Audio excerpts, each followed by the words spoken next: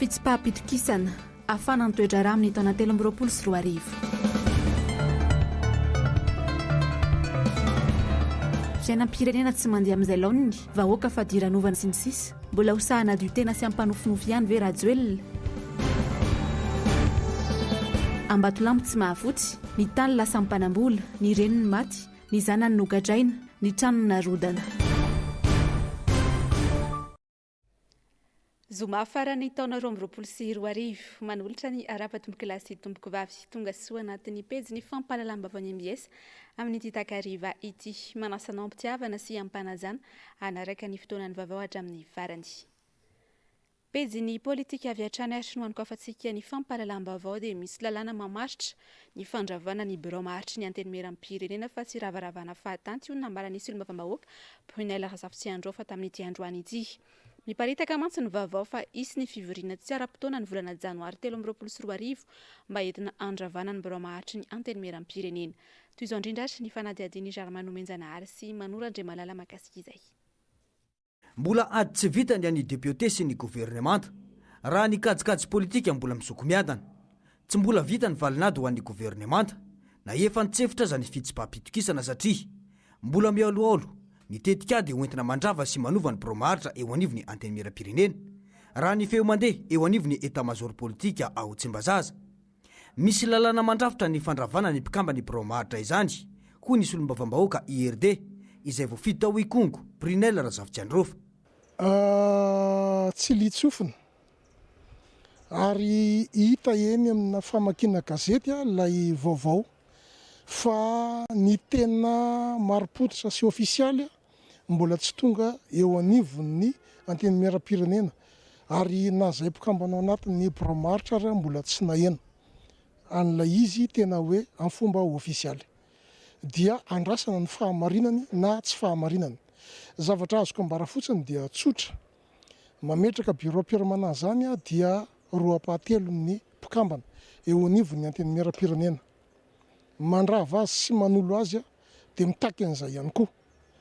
Ka raha ny fahitako an'ilay toetra rà dia mahita hoe ho sarotra ihany ny fanatanterahana an'izany satria raha ohatra ka hoe nitohiza ny antenimieram-pirenena ny fahitany ny toetra rà-pirenena hafa ny tranga ary hafa ny zavatra nisy fa noho ny toromarika nomena avy any ambony ary nampiny ny filohan'ny antenimieram-pirenena hoe apetraka ny fitoniana dia nangina avokoa ny rehetra.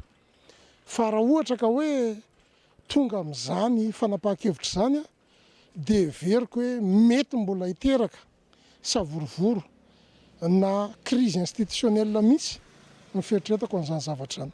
Everina fa hitohy amin'ny janoary ny olana eo amin'ny mpanatanteraka sy ny mpanao lalàna io. Fa ny 9 janoary 2024 izao no mety isy ny fivoriana tsy ara-potoana na ny session extraordinaire ka mety isy ny ketrika fanonganana birao maharitra io. Raha ohatra ange misy zany dia tsy maintsy avy any anivon'ny mpanatanteraka no miantso ary mamaritra mialoha ny lahadinika. Zahay tsy miamboadidy fa zahay dia hiatrika. Aza adino fa fironan'ny maronisa no ny teny hoe tokony soloana ilay gouvernemanta. Fironan'ny maronisa ka raha ohatra ka tsy apetraka amin'izay hoe fitoniana izay fa etsihana indray ny raha zay eritreretina fa efa mandrimandry dia everiko fa ho goavana ny fiatraka an'izany. Misy diantanana avy ao anatin'ny gouvernemanta ihany iny fitsipaham-pitokisana iny satria misy ministra Ahina Mafy maniry ny toeran'ny prime ministre Tsay Christian raha ny loharano-baovao azo. Nisy ihany koa ny fampahalalam-baovao pomba ny fitondrana ny teny fa isan'ny tao ambadikiny ny député iray avy any Toliara ary niaraka niketrika an'izany ihany koa ny ministra iray izay namany sy mifandray akaiky aminy amin'ny lafiny fanatanjahantena. Andrasany ny fivoaram-baovao. Eo amin'izay pejy ny politika izay hatrany tsy mbola nisy fahantrana lalina tahaka izao tamin'ny fitondrana tahaka izao amin'ny fitondrany Andry Rajoelina toy izao teto Madagasikara. Potika tanteraka ny firenena. Nitondra ny heviny mahakasika ny raharaham-pirenena tsy mandeha amin'ny laon'ny andro anty. Ny mpandrindra nasionaly ny antoko HVM nitondra ny heviny ihany koa mahakasika ny tsy fihainoan'ny mpitondra fanjakana ny mpanohitra Asinandria Malala sy Toky Ramarla. Ireo olombitsy nahazo tombontsoa manokana amin'izao fanjakana Rajoelina izao ihany sisa no samy laza fa mandeha araka ny tokony ho izy ny asa fampandrosoana sy ny fiainam-pirenena eto Madagasikara raha toka efa tofoka sy leo amin'izao tsy fahaizany mitondra sy ireo fampanantenana pokaty avokoa ny ankamaroany olom-pirenena.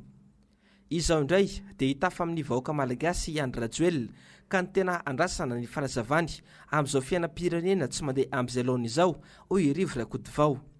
Za zao dia fanazavana ny tena mba ntenaiko hoe naninona ny Andriamatofiloha ny firenentsika ny bankiropitra toy izao tsy maloha intsony ny karaman'ny olona sahirana potika daholo ny fotodrafitrasa raha tsy teny afa-tsy ny lalana fotsiny fa nakaizany vola nametraka ny Cour des comptes ngamba didy sy andraikitra amin'izao fotoana izao zany ny teny amin'ny vahoaka malagasy hoe ahoana ny fomba tantanana atao zany ahoana ny arem-pirenena izay mivoaka tsokosoko ireo ahoana ny eo amin'ny lafiny fitongolana ny resaka fitsarana ary ahoana ny resaka ho avy amin'ny fifidianana satria dia hita fa tsy mahavita ny anjarany tsy mipetraka mampamaleo tena azy amin'izao fotoana izao ireo natao hikarakarana izany. Ny azy dia fanontaniana napetraka aminy manahoana no anazavan'ny filoham-pirenentsika hoe mitombo be ny trosan'ny firenena ity nefa ny vahoaka firenena memahantra. Tsy mahafinaritra ho azy tsy fitiavana ny teny an'izany na tsy mitovy ary ny ataoko hoe ny loko politika fa zany ny zava-misy ka mampalahelo le firenentsika hoe aiza nisy sady mitombo ny trosa no memahantra le firenena fa inona ny safidy natao sao dia sanatria kosa tsy mandeha amin'ny tokony nitondrana azy le vola ka sady boka trositsika no boka ny fahantrana. Mba mila variteny amin'izany satria olona fidin'ny vahoaka io mba be ny fanantenana napetraka taminy ary tsara ny lova napetraka taminy na tsy tonga lafatra ary zao fotoana izao nefa firenentsika dia mampalahelo mijery azy ka za dia manantena fa mba tsy irehire fotsiny amin'ny zavatra vita tao izy azo faka miteny zavatra vita izy fa mba hanazava hoe fa maina ny firenentsika ny potika toy izao. Ankoatr'izay dia nitondra ny heviny mahakasika ny tsy fihainoa ny mpitondra ny mpanohitra i Rivo Rakotovao. Nambarany fa asakasaka ny mpitondra na iaino na tsy ny mpanohitra izy ireo satria tsy mitady toerana izy ireo raha mitaky ny fitoeran-doha am-pirenena. Manao be marina ny fitondram-panjakana satria ny azy dia le resaka foana hoe malahelo fahefana ireo malahelo sezy ireo izay efa lazaina foana moa fa azo atao resaka zazakely ohatr'izany ny fitondrana firenena. Efa milaza ny rehetrarehetra fa tsy any akory ny izy fa raha mahita io raha mahita io ny zavatra mitranga eto amin'ny firenena ary anisan'ny voamaika nampitrotraka an'io ny resaka fifidianana raha tsy milamina. Zay ny fampiresahany ny fandaminana an'izany fa tsy nitoeranareo akory.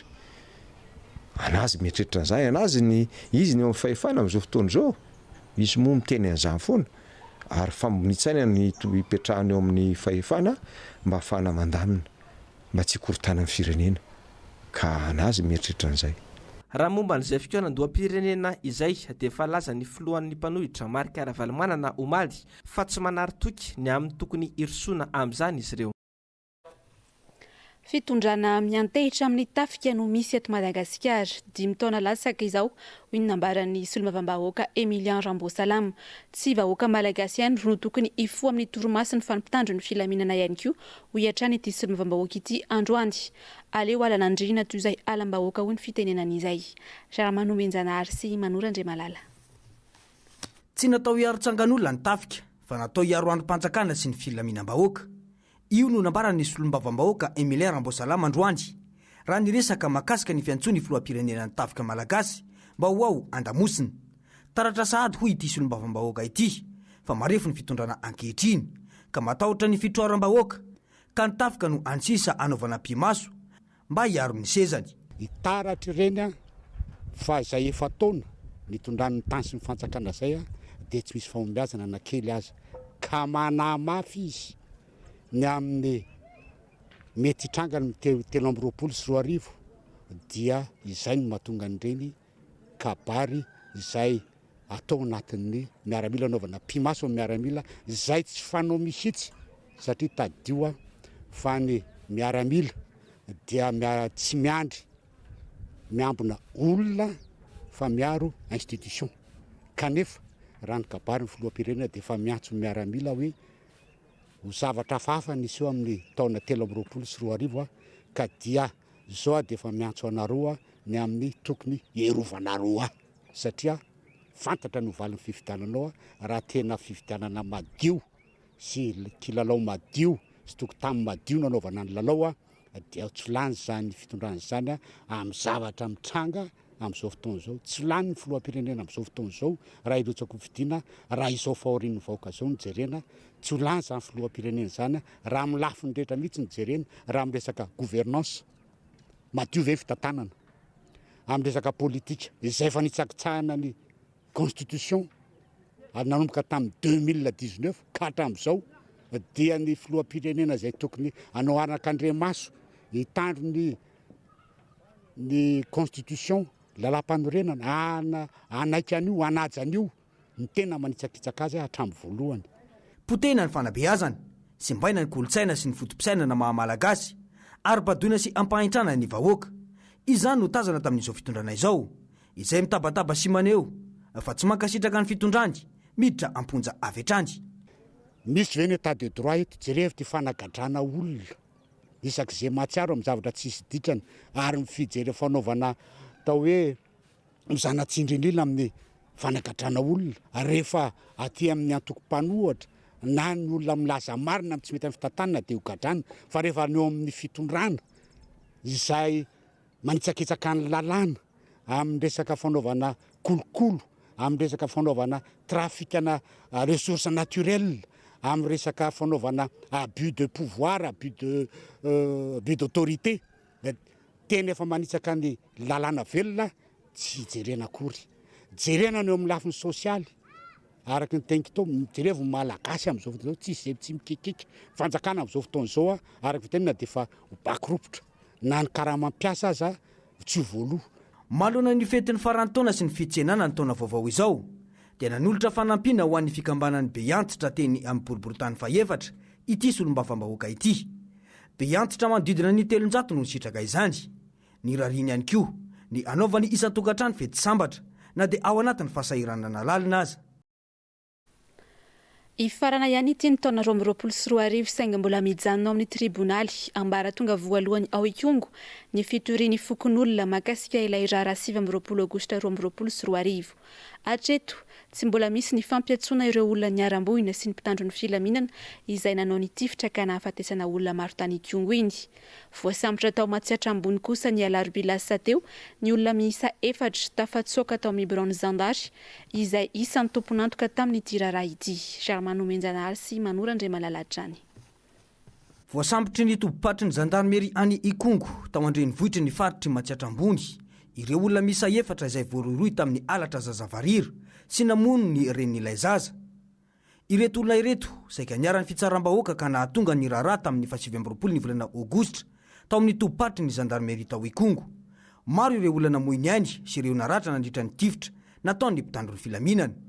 Azo antoka hoy ny solombavam-bahoaka Brinel fa afaka ny amalin'ny fanontaniany rehetra tsy voavaly nandritra ny fanadiadiana izao fahatrarana azy ireo izao. Dikan'izany dia hoe tokony ho voavaly daholo amin'izay ny fanontaniana rehetra izay tsy nisy valiny tao anatin'ny fanadiadiana rehetra izay natao. Ka tokony ho feno tanteraka mihitsy izany ny angom-baovao rehetrarehetra na ny élément d'enquête rehetrarehetra noho ny fatratrarana an'ireo olona ireo dia izay zany zao no andrasana sy tavandraina hoe andeha tsy ho ela ny raharaham-pitsarana satria tokony ho azo ao anatin'ny ankety atao amin'ireo olona aiahina fa nivarotra an'ireo zazavarira ireo izay fanontaniana rehetrarehetra tsy nisy valiny na izay fanontaniana rehetrarehetra ny ilana fanampim-baovao tao amin'ny ankety rehetra izay efa nataony tompony andraikitra na teo anivon'ny polisy pirenena na teo anivon'ny zandarmeria pirenena. Hatreto mbola tsy mandeha ny fanadiadiana tamin'ny fitoriana izay napetraka ny fokon'olona mahakasika indraraha iny. Vita ny adidiko fa anjaran'ny fitsarana sisa ny ambiny mahalona ny fitakiany vahoaka any an-toerana ny toy ny ity raharaha ity. Le fitoriana zany tafapetraka fotsiny eo anivon'ny tonimpam-panolalana eo anivon'ny fampanoavana ao amin'ny tribonaly ny Ikongo. Fitsarana ambaratonga voalohany moa zany fa tsy mbola nisy tohiny hatreto, tsy mbola nisy fiantsoana na ny mpitory na ny vavolombelona zany hoe mbola tsy nanomboka zany ny fanadiadiana. Raha ny valiteny avy eny amin'ny tonimpampanolo-lalàna dia hoe ny olombelona tompona andraikitra ahafahana manomboka le fanadiadiana no ohatrany hoe mbola tsy vonona na hoe mbola tsy tonga ny an-toerana, dia zay no avalony zareo hoe mbola tsy hanombohana n'le fanadiadiana. Le fokon'olona aloha zany tsara marihana fa nentina nandaminana andry zareo ny fitondrana an'le raharaha amin'ny lafi ny fitsarana. Dia le fokon'olona mandondona foana hoe aiza hoaiza, aiza hoaiza, aiza hoaiza, dia everiko fa tombontsoa ho an'ny rehetra ary mampilamina ny rehetra ny fandefasana n'le raharaha-pitsarana. Raha tsy aivina dia efa nisy ihany koa ny fananganana ny rafitra mpanao fanadiadiana eny anivona teny mera mahakasika ity raharaha ity, nandritra ny fivoriana ara-potoana ny solombavam-bahoaka farany teo. Atreto aloha dia samy mbola tsy nandrenesam-bokatra ireo fanadiadiana rehetra izay natao mahakasika ity raharanitranga tany ikongo ity. Ivadika eo amin'ny pejiny sosialy kosa indray ary isika atao anatin'ity fanadiadiana manaraka ity. Loza no mialatra amin'ny fianakaviana iray etsy Ambatolampy tsy mahafotsy. Lasa ny mahitahita sy ny mpanambola mantsy ny tanin'izy ireo mirefy eo amin'ny 3 hektara eo. Namony ainy noho ny atairan'ny renim-pianakaviana iray ary nogadraina ihany koa ny zanany taorian'izay. Tsy vitan'izay anefa fa dia mbola narodana ihany koa ny trano fonenany satria lasa ny mahitahita ny tany. Fanadiadiany Asinandriamalala sy Toky Ramarila. Aoriana Tsoroamatany no nianan'ireto fianakaviana sahirana etsy Ambatolampy tsy mahafotsy ireto nanomboka ny volana Novambra lasa teo. Tany izay no azarian'izy ireo nanomboka tamin'ny taona 2027 ary efa nangatahan'izy ireo tamin'ny tompona andraikitra Isatsikajiny ary efa azon'izy ireo ny tany. Tonga ny volana Novambra 2024, tonga ihany koa ireo olona milaza ho tompon'ny tany miaraka amin'ny taratasy izay voavita tamin'ny taona 2022 ka maty avokatry ny atairana ilay renim-pianakaviana anisan'ny tompo-tany. Nogadraina indray ny zanany taorian'izay ary narodana ny trano fonenan'izy ireo izay niorina teo ambon'ilay tany. Trano sase tahaka izao sisa no niafarany ny tranon'izy ireo. Le olona nigadrainy zany zanako lahamatoa tompoko. Zanako lahamatoa dia zanako fahavevy dia zafikelyky ny anankiray. Inona le antony nanagadrana anazy? Niendrikendrena zay fanamono azy hono nefa nisy polisy teo, nisy gendarme teo nanatrika teo ny gendarme dia niendrikendrena zay fanamono azy hono. Dia zay no natony napetsony azy tany amin'ny gendarme dia hatramin'izao any am-ponjany dia tsy mbola misy hoe izao na izao na izao na izao. Tsy mbola fantatra mihitsy zay fiakarana zao na roviana na roviana. Zay le voatrongo trano zao dia reny manao trano kely, trano sase, trano hazo kely reny tompoko nipetrahanay fa dia tsy vitan'izay zany fa mbola kotabainy isan'andro eto zay. Ny ataonay zao dia mbola tsy miala zay fa dia mbola miandry ny entana eto satria misy manararoatra, misy mpangalatra, misy manararoatra ny olona manao tsinitsinina dia kotabainy nefa dia diaviny natramin'ny fitaovan'ny mpianatra zao ninona dia tototrano dolidolo ny mpianatra tsy mianatra ny totofany, tsy misy fandaminana akory fampiomanana hoe ny 2 andro na 3 andro fa tonga dia bulldozer dia tototrano daholo ny entanay. Tsakilany dia manizingizina izy ireo fa ara-dalàna ny taratasy eo am-pelantanany ary tsy andefitra hatramin'ny farany izy ireo. Raha zao zava-misy zao angamba raha hoe raha mbola aina, raha mbola zava-mananaina ka manana fo mitepo tokony tsy havitan'izao tena zavatra mampalahelo zao hoe inona marina fotana mahafatana taon'ilay olona mipetraka teto no sano tsindrina. Misy ny taratasy ary tena ara-dalàna ny taratasy fa zany hoe zao taratasy tranainy anga dia hoe lany andro. Zay angamba raha hoe hoentina amin'izay hoe didohan'le mpanao afera zay fa tena tsoroka aminareo fa zay tsy anaiky ny hatramin'ny farany fa tsy maintsy hitanay marina ary tsy maintsy hitanay koa marina trany hatrany raha rahanay ny taratasy raha mbola misy koa fitondram-panjakana ka mbola mijery mivahoaka dia tsy maintsy ho ataonay zay. Fianakaviana 20 no voakasika izao raharaha izao ary efa niezaka nitady ny hevitr'ireo olona izay voalaza fa nibodon'ny tany izahay saingy tsy nahazo. Iseho na ady tany ihany koa etsy Alarobia ambony loha tany efa nohajareny mponina nanomboka tamin'ny taona 90 no bodona olon-tsotra tsy nanana taratasy moa ireto farany ary nanao amboletra ny dirana atao amin'ity tany ity hoy ireo milaza ho tompon'ny tany sy efa nanajary. Asinandriamalala sy Toky Ramarila hatrany. Tsy misy fetivanina ho an'ireto fianakaviana kely monina etsy Alarobia ambony loha ireto satria niditra ankerisetra tao amin'ny tany izy ireo tovolahy maromaro izay milaza ho tompon'ny tany. tsy nisy taratasy akory niaraka tamin'ireo olona laza ho tompotany. Tsy misy taratasy fanamarinana fa hoe anazy ny tanina ohatr'izao na hoe mba famplazana fa hoe mialinareo fa nisy sy ny lehibe nisy sy ny vice président ny ara tonga teo dia hoe tsy maintsy mialinareo afaka adiny ray eo fa tsy misy hoe mijanona na anina dia izay tompoko ny nataitsa anay ary mampagaga dia ny olona tokony hiaro anay mihitsy no mandroaka anay eto ny vice président anay satria tena efa tsindry azo lena mihitsy tia mahazo anay ty tompoko hoentiny zareo amin'ny didiny be sandry tsy misy nininina kanefa ankehitriny dia tonga dia tsisy nininina resaka zay didika fotsiny netiny teto ety ny taratasy dia hoe miala ianao na dia ianao tsy eo amin'ny plasy ary hoe tompoko mivady aman-janako dia mitaitaina lalandava tsisy fety vanina ny anay tamin'ity aniny ity fa dia tena sahirana mihitsy izay fianakaviana kely gogogo ranomasina ny vady aman-janako. Ankoatr'izay dia tamin'ny fandalovan'ny paparay masina teto amintsika dia nangatany fanjakana foibe ireto fianakaviana kely ireto mba hanome lalana antsasametatra analalahana ny lalana. Ny fanarahana tamin'izany fotoana izany fa omena vola mba onitra ireo tompotany nefa indrisy fa tsy mbola nisy io vola ity mandrakity ny androany.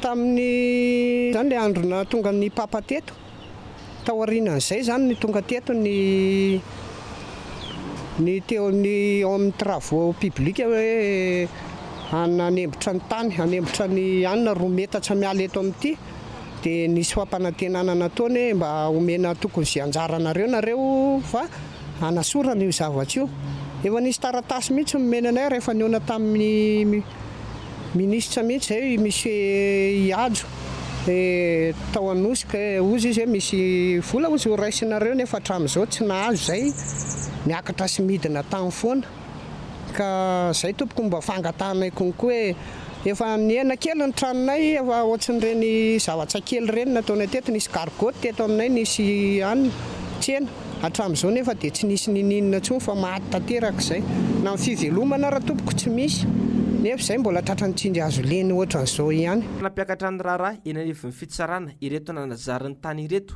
ary laza fa manana taratasy ara-dalàna ihany koa ary neken'ny fitsarana ny ampitsarana ny fibodonany tany ka sain'ireo mpibodo atao.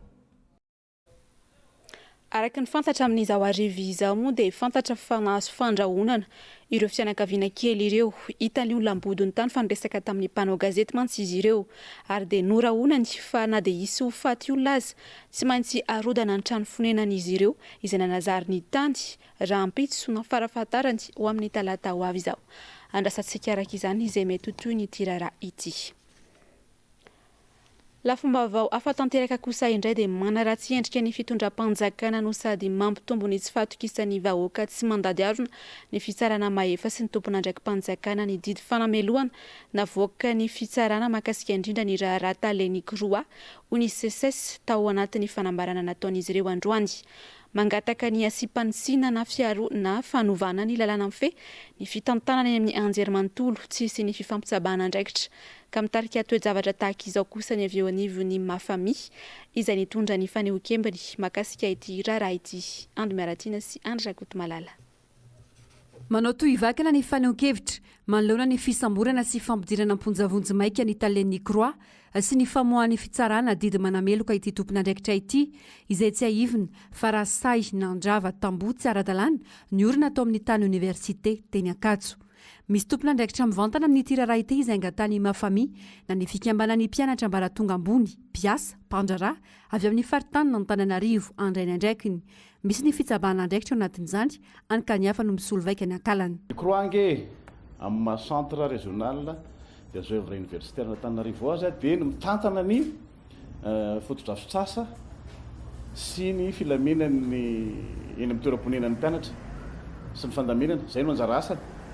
Fa ny fitantanana kosa ny fananany université zany hoe ny tany tokony tsy ho anjarany koa fa anjarany université dia izay no mahatonga anay satria lasa mibaby netana tokony tsy ho babeny ny sasany fa misy andraikitra misy tompony andraikitra mivatana manana andraikitra amin'ilay izy no tokony andray antanana andray zavatra zay. Zay no tianetsandrina amin'ilay teboka ao anatin'ilay izy fa tsy hoe misy goragorakory na misy ny tsy fitezana noho ny tsy fisindray fandraisana andraikitra amin'ny zay tena tompony andraikitra mivatana izay dia lasa ny hafa no manatateraka azy zay lasa satria tsy andraiky ny akory a dia lasa manimba zavatra sara am'le lasa miteraka savorovoro eny anivon'ny fiarahamonina eto anivon'ny mangataka noho izany izy ireo any sipantsinina na fanovana ny lalàna mifeny fitantanana eny amin'ny anjerimantolo tsy sy ny fifampitsapahana andraikitra ka mitarika toe-javatra tahaka izao eo ihany koa ny fametrahana ny tany-tandalàna eto amin'ny firenena ka zay le angatahana hoe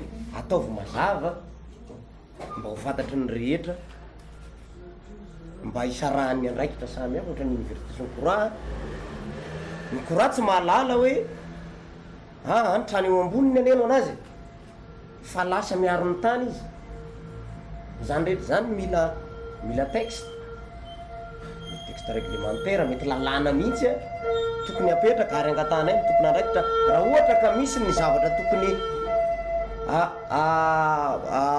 fakakevitra vonona am'izany ny fikambanana mafamia fikambanana mafamia le veratra be misy piasa misy mpandrarasiny rehetrarehetra be da be mety tsy fanarahan-dalàna misy fa ny mafamia hatreto de miantso ho an'ny firenena ny fanarahan-dalàna anisan'izany no hoe mety nisy ny didim-pitsarana omaly ny mafamia tsy miditra amin'ny didim-pitsarana anjaran'ny fitsarana zay fa ny mafamia koa nefa manana no tenena ao anatin'le izy hoe tokony anara-dalàna daholo ny rehetra nivoaka tamin'ny fanginany ihany koa androany ny CSS syndicat-ny mpampianatra pikaroka sy pikaroka mpampianatra manoloana ity tranga teny amin'ny Croix ity notsindrina izy ireo tao anatin'ny fanambarana nataony fa manara-tsendrika ny fitondram-panjakana no sady zara lasa mampitombo ny tsy fatokisana ny vahoaka tsy mandady arona intsony ny mpitondra sy ny tompona andraikitra mahefa ny trangan-javatra toy izao ka ilaina fisorohana mba tsy azo laky eto amin'ny firenena ny fitsarana miangatra manao antsoavy ny CSS hijery akaiky ny zava-miseho toy ireny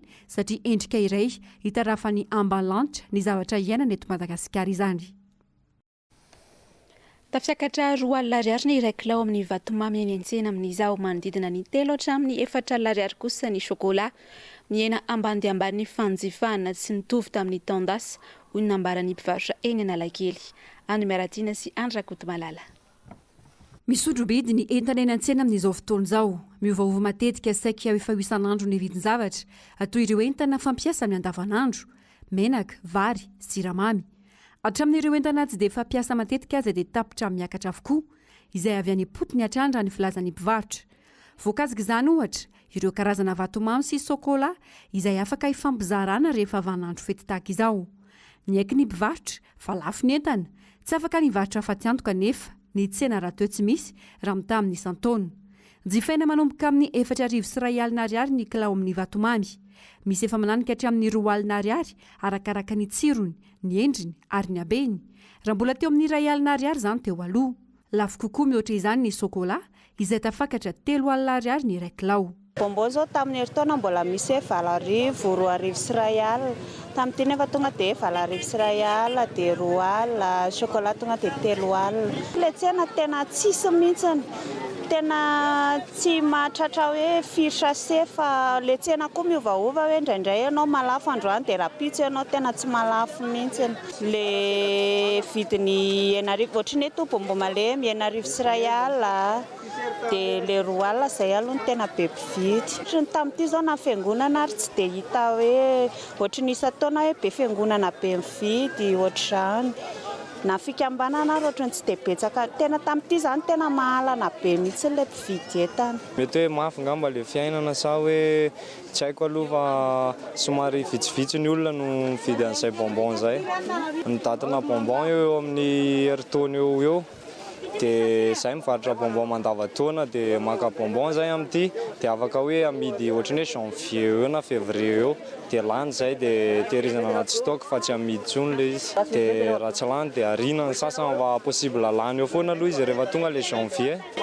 somary nahitana fiakarana be mihitsy izy nanomboka teo amin'ny octobre teo eo mihitsy vidy moa tsy maintsy miady varotra fa eo an'le vidiny tena nampividy ary tena mitaraina mihitsy ry zareo miakatra be ny bonbon ohatrohatr'izany nefa zaikiny koa mba maka ohatrany hoe lafo dia eo amin'le hoe mpivarotra moa izany tsy maintsy mitady tombony na dia hoe kely fotsiny arany ho an'ity iray mpianakaviana ity fa noho ny mizara vatomamy ho an'ny ankaiky azy rehefa fety tahaka izao fifampizarana amamiana sy ho mariky ny fahatsiarovana ihany koa efa mila tsy ho takatra intsona nefa ny vidiny amin'izao fotoan'izao iny nambarany ka tsy maintsy manena ny fatra ao anatiny. Mba matsiarotsiaro hoe mba tokony misy menako moa dia mividy aho zaraiko amin'ny ankizy zany izy ohatra makivy aniko lafo be ilay izy. Tamin'ny roa taona zao mbola mividy 50 000 latsaka ihany zao efa 100 000 mahery dia ohatran'izay mahatonga ilay makivy ilay izy satria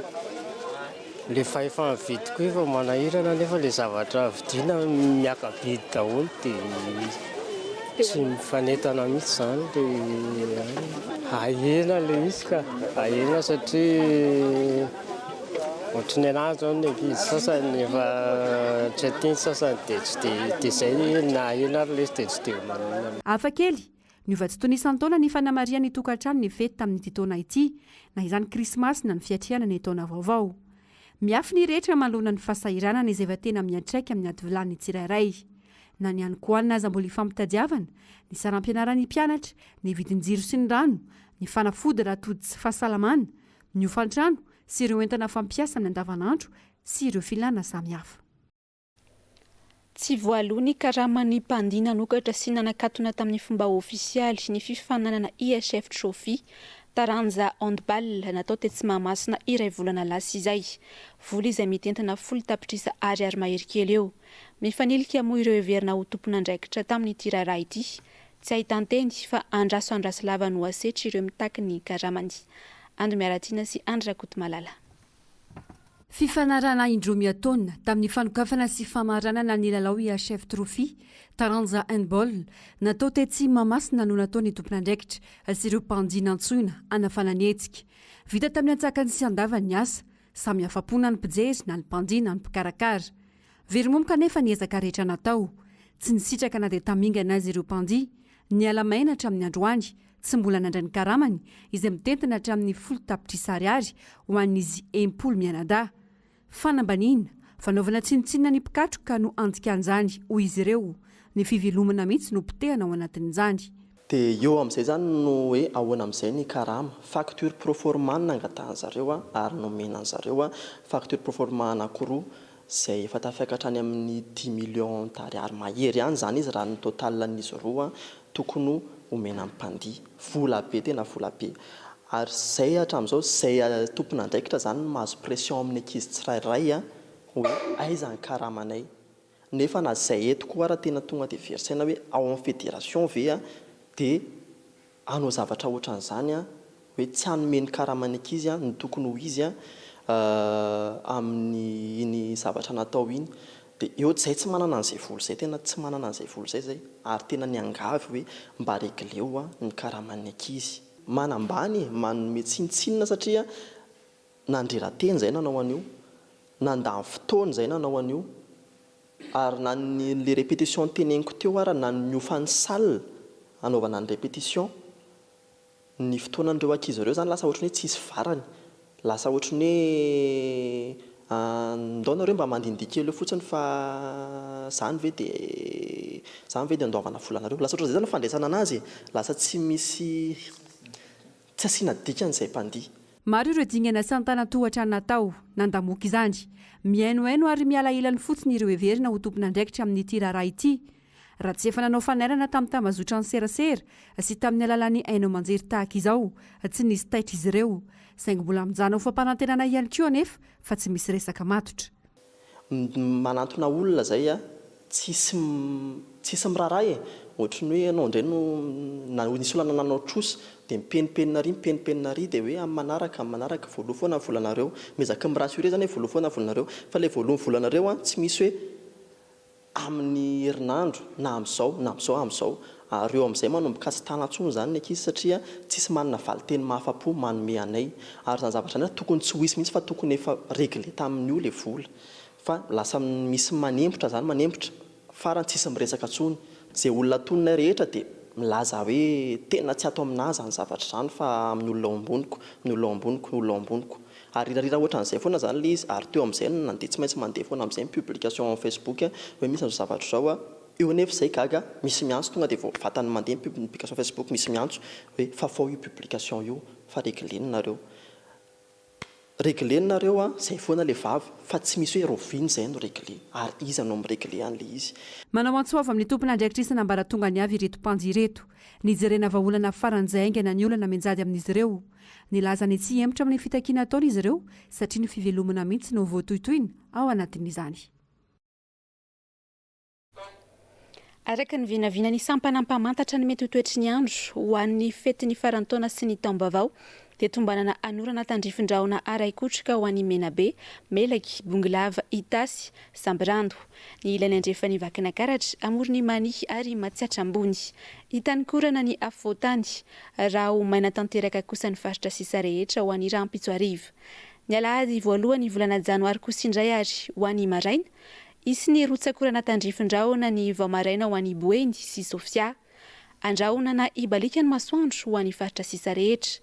Ny tolakandro, ny takariva sy ny alina kosa anoram-baratra ny ilany andrefana manontolo ary mety anatombo ary izay rotsakorana izay ho an'ny atitan'ny Atsimo-andrefana sy Bongolava. Mety hihitatra any Orombe sy Matsiatra ambony kosa ny tandrifin-drahona ny alina. Ho maina ny andro amin'ny ankapobeny any amin'ny faritra hafa. Amin'izao akatoky ny fetiny farantaona sy ny taombavao izao kosa dia nizara fanampina ho ana tokantrano sahirana manodidina ny Ronjato tao amin'ny fokontany Ambohimangidy, vohitra Ambohidava ny komina Ampitatafika izay notarihiny ben'ny tanàna Rado Raparahoelina Androany. Fiara-miasa tamin'ny mpiara-miombona antoka iray orinasa tsy miankina ao anatin'ny komina Ampitatafika. Tena sahirana ireto mponina ny sitraka fanampiny ireto satria vao avy ny orana dia efa divotry ny rano ny tranony sy ny faritra misy azy ireo. Vary, menaka, vatomamy sy biscuit moa no nozaraina tamin'ity androany ity. Eo amin'ny vavaon'ny maresaka iraisam-pirenena, Pelé ilay mpilalao baolina kitra kalaza teratany breziliana nodimandry teo amin'ny 12 taonany omaly fa 7 ny volana desambra efa herintaona izy no narary sy niady tamin'ny omamiadana. Toy ny ahoana ary ny tantarany ny mikasika azy ato anatin'ity fanadihadiana ity indrindra no hitondrantsika ny valiny makasika izay eo amin'ny rindran'ny sariny Tahiriny Aina. Légende na ihany koa hoe mpanjaka io no azo amaritana ny Pelé eo amin'ny taranja baolina kitra maneran-tany. Edson Arantes do Nascimento no tena anarany. Teraka ny 13 oktobra 1750 tao 13 Corações. Manana talenta manokana eo amin'ny tifitra sy ny fanafiany i Pelé. Manodidina ny 1,9 ny baolina matiny tamin'ny lalao 3,7 izay nataony. Izy ihany koa no hoan'ny mpilalao baolina kitra nandrombaka intelo ny amboara maneran-tany. Ny taona 15,700, ny taona 12,700 ary ny taona 7,700. Teo amin'ny 17 taona no nanomboka nahafantarany maro azy. Efa niotra ny 100 ny baolina matiny tamin'izany. Izay indrindra no nahafahany niditra tao amin'ny ekipa ampirenena breziliana ka nilalaovany voalohany ny mondial tany Suède. Omaly izy no nodimandry tao amin'ny hôpital Albert Einstein tao Sao Paulo rehefa nampidirina tao no ny aretina omamiadana iray volana izay. Raha araka ny fampitambavao avy amin'ny hôpitaly fa sy mba nitaova maro no ny omamiadana no nitarika ny fahafatesany. Taorian'ny fanambarana ny fahafatesany nanao tohivakana ny fanomezam-boninahitra azy tao amin'ny tambazotra tserasera. Toa ny filoham-pirenena breziliana Jair Bolsonaro, ny filoham-pirenena amerikana Joe Biden, mpilalao kalaza maneran-tany toa ny Kylian Mbappé, Neymar sy Cristiano Ronaldo. Nanambara androany ny fanjakana breziliana fa misaona mandritra ny 3 andro i Brezil ho fanomezam-boninahitra ity mpanjakan'ny baolina kitra breziliana ity. Tapitra ny fampalalama vao tamin'izao alina izao mankasitraka anao nanaraka izany hatramin'ny farany taky ny mahazatra. Hoarahinao rehefa avy ao ary ny fampalalam-baovao ny fandaharana Ahona Marina, ny fandaharana Global News. Hoarahinao rin'izay kosa ny série Glee saison 5 ahitantsika ny épisode fa 4 sy ny épisode fa 5. Aorian'ny série Glee kosa no anarantsika ny horonan-tsary Meurtre et mystère. Mametraka ny veloma mandrapitafary, tomboky lasy, tomboky vavy.